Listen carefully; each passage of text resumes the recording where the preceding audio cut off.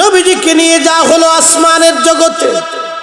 সিদরাতুল মুনতাহায় যাওয়ার পরে নবীজি দেখলেন বিরাট বড় বড়ই গাছ। এই বড়ই গাছের নিচে হযরত আজরাইল বসা। আল্লাহর জিবরাইল বলেন, ইয়া রাসূলুল্লাহ, উনি সেই মালাকুল মউত যিনি মায়ের কোল খালি করে দেয়, বাবার কোল খালি করে দেয় গো নবী। উনি সেই লোক যিনি সন্তানকে এতিম বানায়, সন্তানকে তিনি এতিম বানায়। ওনার নাম মালাকুল মউত। উনি সবার সাথে মোলাকাত করবে গো নবী। আল্লাহর নবী ডাক দিয়ে বললেন, আজরাইল করেন কি? বলে, হুজুর এই গাছের নিচে বসে আছি, প্রত্যেকটা গাছের পাতার ভিতরে একজন করে আদম সন্তানের নাম লেখা। নবী গো, কবে মৃত্যু হবে, কবে জন্ম হবে, ভাগ্যে কি আছে পাতার মধ্যে লেখা আছে। কোন দিন কোন সময় মারা যাবে তাও লেখা। ইয়া রাসূলুল্লাহ, যখন বান্দার হায়াত শেষ হয়ে যায় 40 দিন আগে সিদরাতুল মুনতাহার পাতা ঝরে পড়ে যায়। আমি পাতাটা ধরে নিয়ে নোট করে ফেলি কে মারা যাবে। হুজুর 40 দিন পর্যন্ত এই বান্দার সামনে দিয়ে সকালবেলা একবার, বিকেল বেলা একবার আসা যাওয়া করি আর বলি, হে বান্দা, তোমার জীবনের আরো 40 দিন সময় বাকি আছে। তুমি এখনো সুদ খাও, এখনো ঘুষ খাও, এখনো নামাজ পড়ো নাই, এখনো হালাল খাও না, এখনো মায়ের সেবা করো নাই, এখনো তুমি মার অবাধ্য, বাবার অবাধ্য, এখনো তুমি নেশা করো, এখনো তোমার হুঁশ হয় নাই।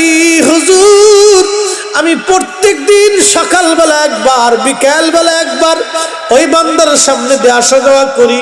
ইয়া রাসূলুল্লাহ, যার কপাল ভালো সে তওবা করে ফিরে আসে, যার বদনসিব নবী গো সে আর কোনোদিন ফিরে আসতে পারে না।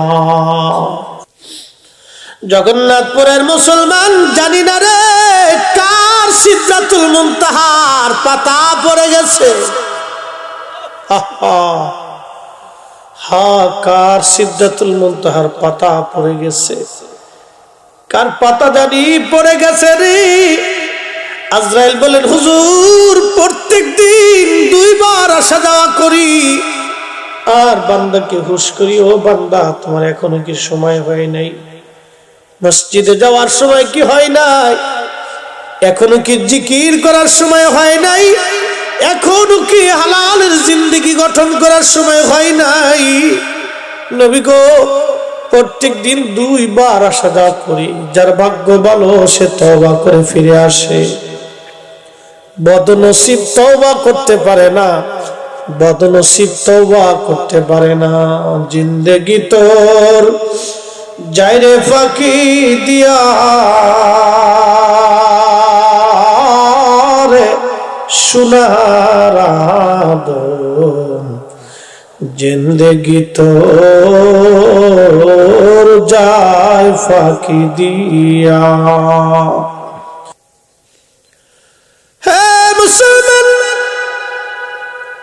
কার জানি রে সিদরাতুল মুনতাহার পাতা ঝরে গেছে, কার জানি রে বাবার আগে সন্তানের পাতা ঝরে যায়, বাবার আগে।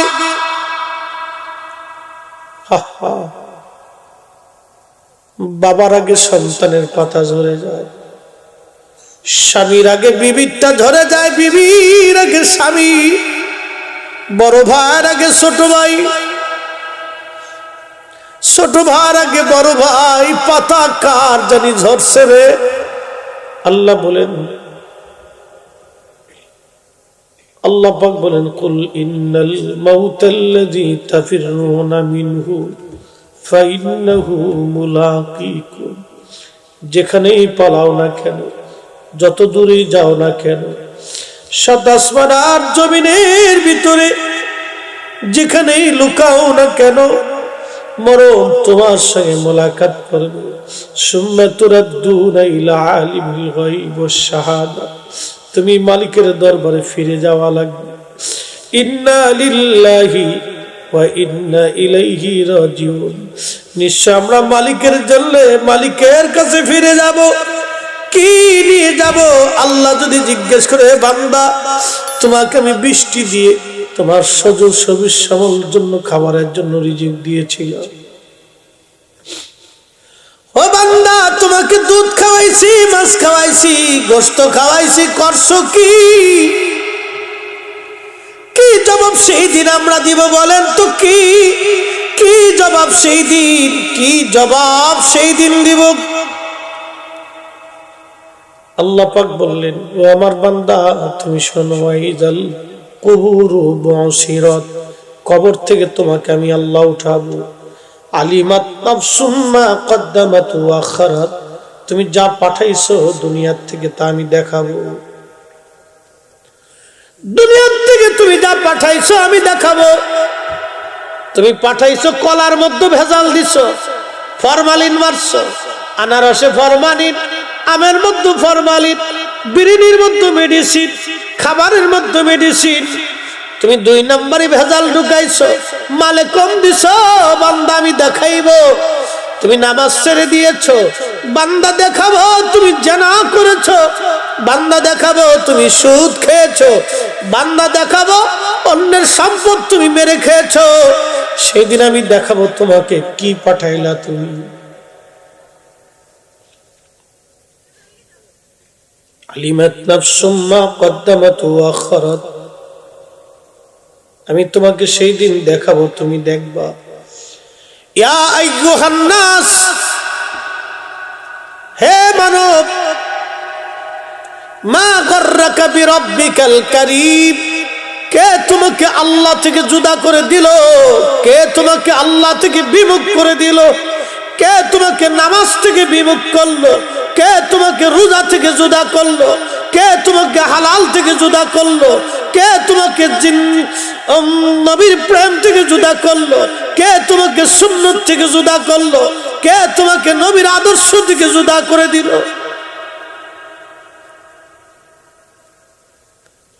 সেই দিন আল্লাহ পাক জাহান্নামের উপরে আজাজিলকে তুলে ধরে রাখবে।